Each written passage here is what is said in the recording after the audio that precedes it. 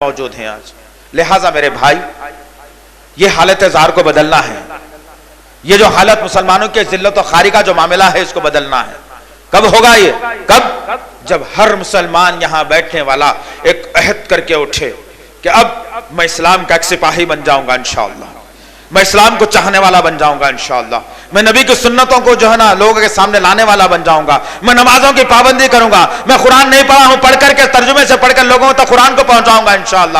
جب یہ کیفیت ان کے اندر پیدا ہوگی تو اللہ تعالیٰ کی رحمت آئے گی, ورنہ جینا ہے تو ایسے ہی ذلیل ہو کر تل تل کر کر مرنے پر تل جاؤ. ہمارا کام تو صاف طور پر پہنچا دینا ہے, ہدایت کا دینا اللہ کے ذمے ہے. اب تم تک بات پہنچ چکی ہے, اب تمہاری ذمہ داری ہے کہ تم سجدے میں جا کر اللہ سے اپنی ہدایت کی دعا مانگ لو اور کہو کہ اللہ غلطی ہو گئی, مجھے معاف فرما, میں جہنم میں جانا نہیں چاہتا, مجھے جنت میرا مقدر بنا دے. یہ تمہاری اپنی بات ہے. اللہ سے دعا ہے کہ اللہ تعالیٰ جو کچھ بھی کہا گیا ہے کہنے والے کو سننے والوں کو صحیح طور پر عمل کرنے کی توفیق عنایت فرمائے.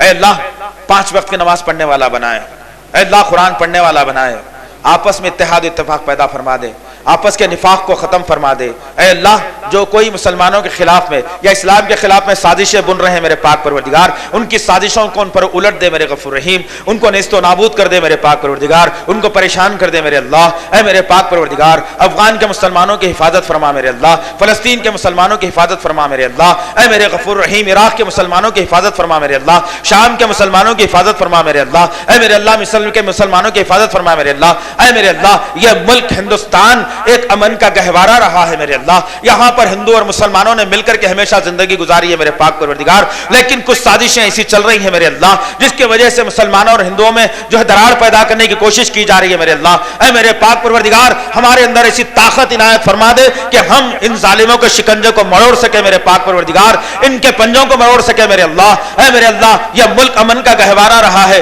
یہاں پہ امن و سکون کو ہمیشہ کے لیے قائم و دائم فرما دے میرے پاک پروردگار. اے میرے غفور رحیم جو لوگ بستروں پر پڑے ہوئے ہیں میرے اللہ, موت اور زیست کی زندگی گزار رہے ہیں, ان کے مقدر میں اگر موت بہتر ہے تو موت دے دے, یا ان کو شفا ہے تو ان کو شفا کاملہ عاجلہ عطا فرما میرے اللہ. جو بھٹکے ہوئے ہیں ان کو راہ راست پر لا دے میرے اللہ, جو پریشان حال ہے ان کی پریشانیوں کو دور فرما میرے اللہ. اے میرے غفور رحیم جوڑے گھوڑے کے لین دین نے آج بچیوں کے اوپر ظلم کر رکھا ہے میرے پاک پروردگار. اے میرے اللہ کئی لاکھوں کے تعداد میں بچیاں اسی لعنت کی وجہ سے بیٹھی ہوئے میرے پاک پروردگار. ہمارے نوجوانوں کے اندر ایسی صلاحیت عنایت فرما دے میرے پاک پروردگار, وہ آگے بڑھ کر ان کا ہاتھ پکڑ کر اپنے بیوی بنانے والے بن جائیں میرے اللہ. اے میرے اللہ ہمارے نوجوانوں کی حفاظت فرما, ہمارے نوجوان بہنوں کی حفاظت فرما, ہمارے ماؤں کی حفاظت فرما, ہمارے بزرگوں کی حفاظت فرما, ہمارے بچوں کی حفاظت فرما, ہماری تجارت کی حفاظت فرما, ہمارے عبادت گاہوں کی حفاظت فرما. سبحان ربک رب العزت عما یصفون والسلام علی المرسلین والحمد للہ رب العالمین.